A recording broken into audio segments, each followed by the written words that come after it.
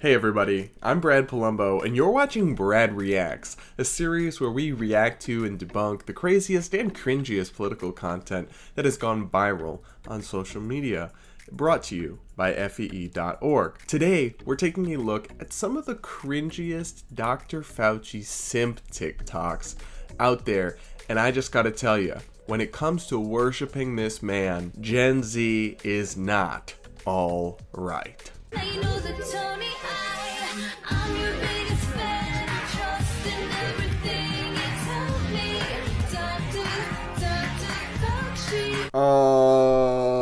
So I hope that was kind of meant tongue-in-cheek, but I have to pick out one thing that she said there, which is, I'll trust in everything you tell me. Are you serious? This is literally a government official. I don't know what Kool-Aid they're passing around on woke TikTok these days.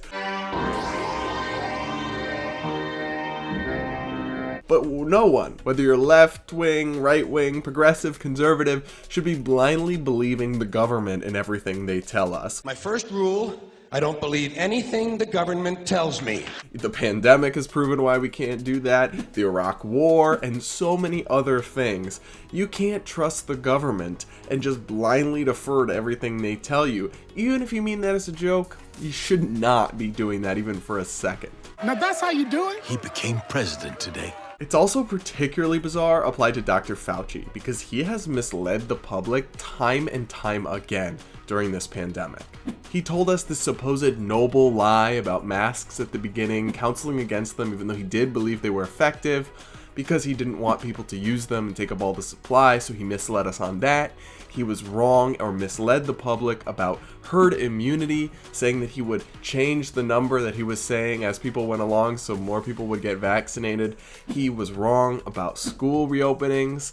He was wrong about gain of function research being funded in Wuhan. And in fact, he may have even lied to Congress about that.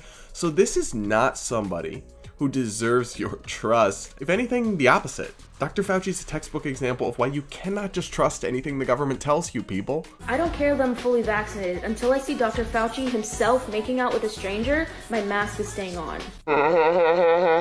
Okay, so this was kind of funny, but also the comments were full of people saying, I volunteer to be that stranger. No way. Obviously, this person doesn't mean this 100% seriously, but it's just weird to me the way these kids are worshiping this old man who has lied to us time and time again, as if he's this beacon we can all follow.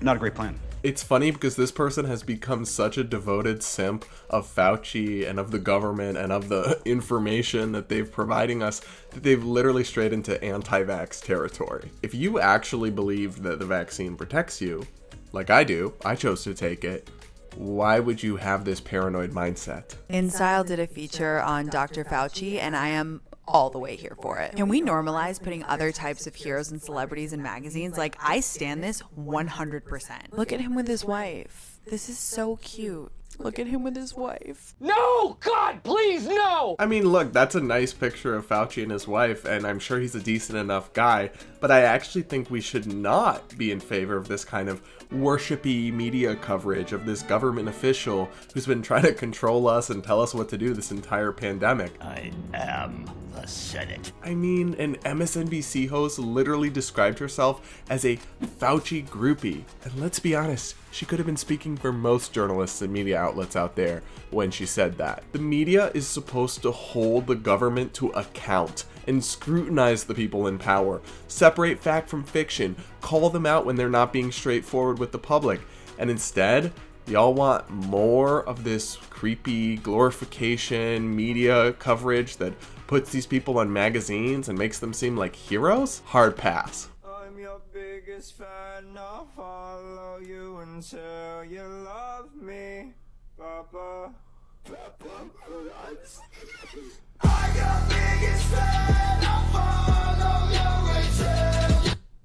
So that music was a lot. The point of this video was supposedly that when President Trump was in office, Fauci was miserable, and then when Biden came in, they were all happy and lovey, and Fauci was all smiley and yay and everything. But I'm not sure that's such a good thing, like this TikTok seems to suggest.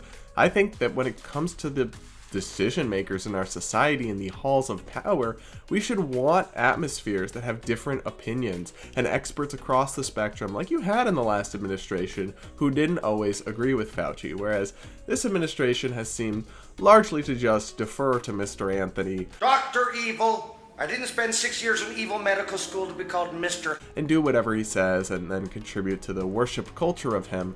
And while that might make him smile, I'm not sure that's actually good for our country. Shut it! We've also just got to chill with this biggest fan thing that gets these people millions of views and likes on Fauci TikTok. I mean, it's literally a whole category of TikTok, and it's just creepy.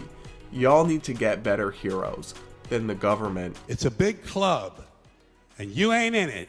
Alright guys, that's about all the Fauci simping I can handle in one day. This has been Brad Reacts, brought to you by the Foundation for Economic Education, FEE.org. And if you like this video, well, I'm Brad Polumbo, a libertarian conservative content creator, and consider subscribing to this channel, turning on bell notifications if you really want to make me happy, and like and comment below. Let me know what you think of Dr. Fauci, and whether you would call yourself a Fauci simp. And with that, I'll see you all in the next video.